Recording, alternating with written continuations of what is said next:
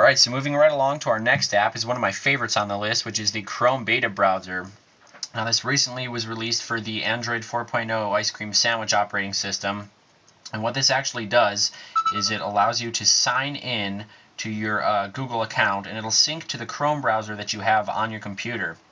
Now what we can do here is, of course, it gives us our initial instructions. This is our tab menu. We can add all these new tabs, and we just get rid of a tab by swiping over to the left or to the right. And anyways, we can go here. We have our incognito tab like we do on the Chrome browser. We have our bookmarks, which what it does is it imports our desktop bookmarks, our other bookmarks, and our mobile bookmarks. So I'll just go ahead and click the desktop bookmarks, and it has all of the different bookmarks I have for my desktop Chrome application. Now anyways, I'll just give you a demo by going to a website. And we will go to AndroidAuthority.com. It has a very clean user interface. Even though it's in its beta version, it's very bug-free. There's no lag or really anything like that. It doesn't. It's a completely stable web browser. Anyways, our options once we get here are we can request the desktop site, which is actually added in one of the newer versions of Chrome. For a few months I was using this and that was not a functionality. So we'll click that and we'll just kind of bring up what Android Authority looks like when it's on its desktop application. As you can see, it's very nice. Now this actually does not support Flash, so you'll have to watch out for that. Everything is moving over to HTML. So they're already making the first step in doing that. They're not going to support Flash on this. But if you encounter a YouTube video or something, you can click it and open it in your YouTube application. And many times, you're able to just open it on the web page anyways. Now what you can do is just swipe another tab, and you're left with nothing here. Of course, your menu options here, you can set a new tab. And this has an Easter egg. When you get up to 99 tabs, you can actually get a little smiley face here. I know, awesome. Anyways, this syncs what you have been viewing on your other devices with Chrome. Now here's my HP laptop, and you can see here that I have the tabs open, YouTube, and the article in Android Authority, Best Apps of 2012.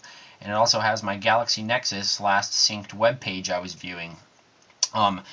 When I had my other devices on Ice Cream Sandwich, it also displayed my Galaxy tab and my Galaxy S Fascinate here and showed what they were viewing on Chrome.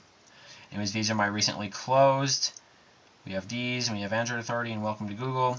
So that's basically the Chrome browser. It's very stable, it's awesome, and I would suggest using it if you're running the Ice Cream Sandwich. It's free. Now our next one is the Chrome to Phone app. Now what the Chrome to Phone app does is it lets you easily share links, maps, and currently selected phone numbers and text between your computer and phone, much like what the Chrome browser did. And this is what I would suggest to anyone who's not running Ice Cream Sandwich. Now here we have there are 3 easy steps to complete setup on your phone. You choose your Google account, select Chrome to Phone, connect, and then set your link action preference. We'll go next, and we have all of our different Google accounts. I have no history to sync because it's actually all synced through my Chrome Beta app, but this is what you can actually use this as the same functionality as I just showed in the Chrome Beta. This is what I'd suggest to anyone who's not running Ice Cream Sandwich but still wants Chrome bookmarks and the Chrome experience on their phone. Heading to our next app, we have our Color Note application, which is actually a widget, which is very, very functional if you like the sticky notes on Windows 7 or you've used a Motorola phone with one of the stock sticky note widgets. But what we'll do here is just add a text, enter, and we can either discard, send, lock, or remind. And we just go back to save it, and now it's saved as one of our notes. Now what we'll do here is go to a blank screen, bring up a widget. As you can see here, we have our Color Note widget. I'll choose a 1 by 1, and we choose our note. Now there's the note we just made, and here it is. To move it around, with my launcher, you can resize it. Whoops.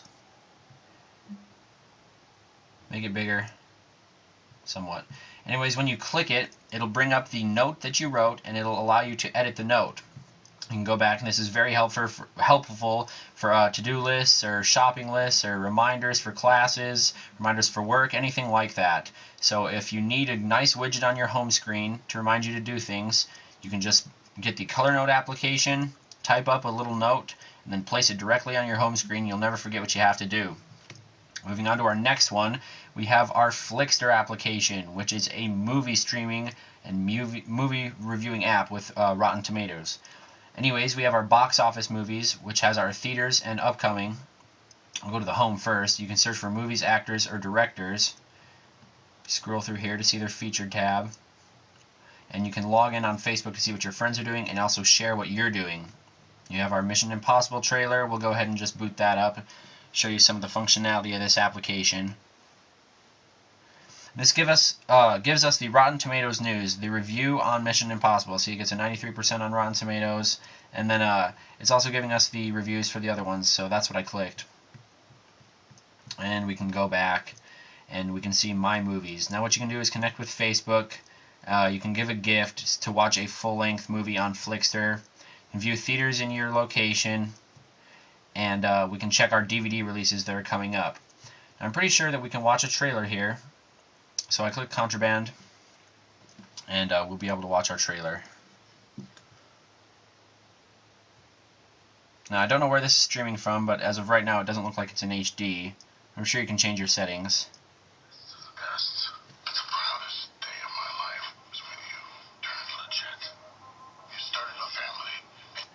Okay, so there was that. Anyways, we will go back.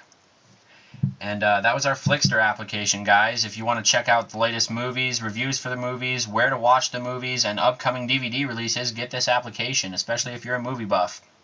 Headed on to our next application, we have the PDA-Net 3.5. Now what this is going to allow you to do is even if you don't have a rooted phone, this is going to allow you to use your mobile tethering or your mobile Wi-Fi hotspot without paying your carrier that pesky $10 a month or whatever they're charging. Anyways, you can choose a USB tether mode, so if you want to use your USB and plug it into your computer or possibly plug it into your tablet to tether the internet through your 3G or 4G connection, you can do that. You can use your Bluetooth mode or your Wi-Fi hotspot mode. Now it verifies our internet connection, and it will provide through a Wi-Fi hotspot tool named Foxfi. Select OK and view more details. Anyways, it will send us to the Play Store if we do that, and we will download the Foxfi free software that will allow you to use the Wi-Fi connection as a tethering application. We'll try the Bluetooth as well, and that uses Foxfi, and the USB tether mode uses PDA-Net desktop client. So what you're going to do with the USB mode is you will, I'm going to turn off the PDA-Net anyways, you will download the desktop client onto your desktop or onto your tablet, which is a separate application, and then when you use the USB tether mode, you will open that application either on your desktop or on your tablet, and you'll be able to use your internet. Now this is very fast, and it's actually pretty functional if you're getting 4G coverage in your area. For me, 3G, 1.5 meg, not too useful, but you know, if I needed to use the internet on my tablet and I couldn't do what I was trying to do on my phone, this would be very useful for me. So check that one out, guys. Moving on, we have our TV listings app, which when we click that, gives us a different TV provider, all of our different TV providers. I'll enter my zip code.